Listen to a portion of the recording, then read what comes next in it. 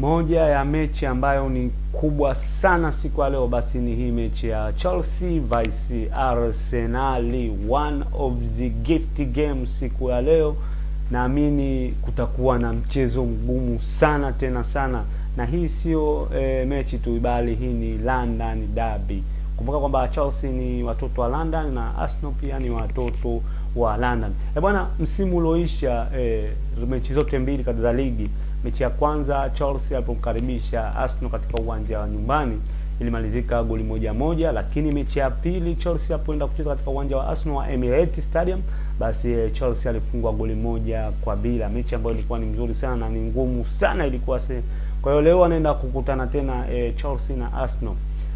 Leo kitu cha kufurahisha kwa mashabiki wa Chelsea, leo Cole Palmer kuna 98% atakuwepo uwanjani kwa maelezo ya kocha Enzo Maresca. Lakini achana na Cole Palmer, kuna bwana mdogo anaitwa Estevao, moja ya mawinga ambao ni wadogo, alafu kwanza ni mawinga ambao ni wasumbufu sana tena sana, hususan katika msimu huu. Basi Estevao ni one of the best winga ambaye anafanya vizuri sana tena sana, sio katika klabu ya Chelsea lakini pia katika timu yake ya taifa ya Brazil. Lakini kuna Enzo Fernandez, ni kiungo ambaye naamini siku ya leo atafanya kazi kubwa pamoja na Moses Caicedo, au ni moja ya silaha ambazo nategemea siku ya leo upande wa Chelsea wataweza kufanya vizuri. Lakini upande wa Arsenal nao wapo vizuri.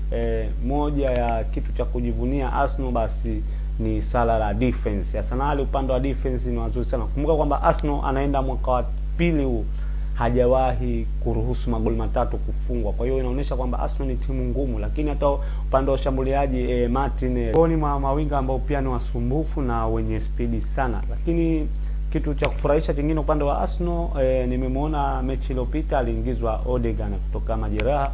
Kwa hiyo leo huenda Odegaard akawepo katika kikosi chake cha Mikel Arteta, kocha huyu wa Arsenal. Kwa hiyo nategemea mechi ya leo ya Arsenal na Chelsea ambayo inaenda kupigwa pale darajani, naamini itakuwa ni mechi ngumu. Arsenal na kikosi kina Saka, Merino ni miongoni mwa wachezaji wazuri sana katika upande wa Arsenal, lakini upande wa Chelsea pia kuna watu ambao wana uwezo mkubwa. Moses Caicedo, Enzo Fernandez, hawa ni viungo ambao kwanza wote wako vizuri.